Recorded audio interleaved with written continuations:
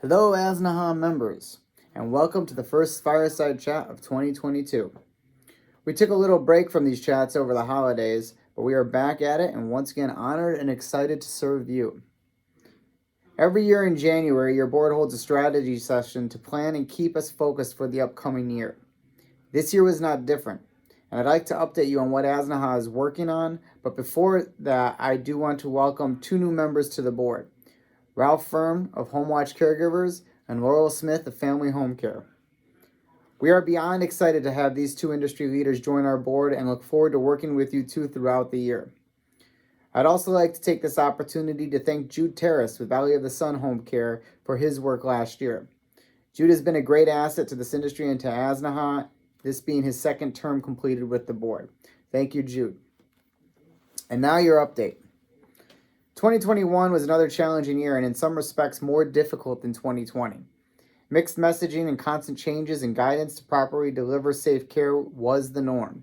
COVID surges were happening, labor shortages have hit unprecedented levels, but ASNA has been at the forefront of providing the best possible resources and advice for our members, and even without a conference, we delivered on our promise and mission to uphold best practices in quality care. Membership is at an all-time high, and our educational content has never been as relevant or as informative, and our members have consistently echoed that sentiment. As we move into 2022, Asnaha will stay as current with the ever-changing COVID landscape as best we can, but we feel it is in our members' best interest to start focusing on items outside of COVID. Here's what we plan to do. Legislation and HCOA. We are going to keep our attention on any possible legislation that can affect our industry and stay in the know. Currently, we are watching the Choose Home Act, which seems to be a no-go at the moment, as well as local legislation focused on Medicaid spending. Immigration is another topic of discussion that we will start working on as we learn about any paths to bring in more labor to the home care market. HCAOA's partnership with Asnaha will be instrumental in any of our successes or efforts with national legislation. Membership. 2021 saw an increase in membership of 10%, and we are doing everything we can to deliver on our promises to those members while shooting for another 10% in growth in 2022. EPDPA and Alltex. Asnaha will continue to support all of our Alltex partners in their mission to secure sustainable funding to provide Medicaid services. Asnaha is committed to this mission, and EPDPA is committed to its support of Asnaha. Conference. We are excited about delivering our first conference in over 2 years. We have already secured great speakers, exhibitors, and sponsors, and are very excited about what we have planned. We also want to be very cognizant of our environment and make sure that we are having the safest possible event. So we've been surveying members as well as keeping an eye on COVID numbers to make sure that we can deliver. Education. Building upon a great year in 2021, we look forward to a great 2022. The Zoom format was a great success, enabling Asnaha to secure speakers and experts from across the country. We plan on continuing this platform with intentions to open up some in-person socials and networking, possibly 1 to 2 times a year.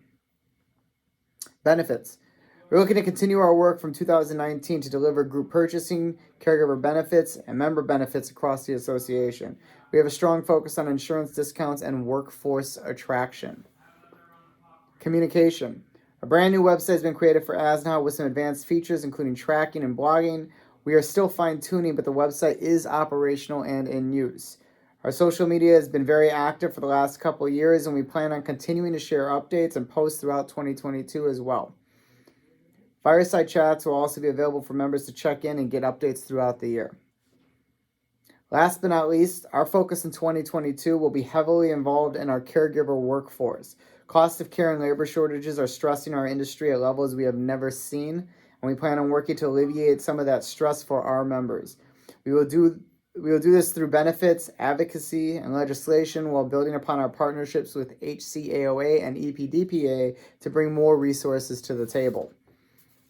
I want to conclude by thanking Joan Marlowe for conducting our strategy session again this year, and to Linda Thompson for continuing to support our association.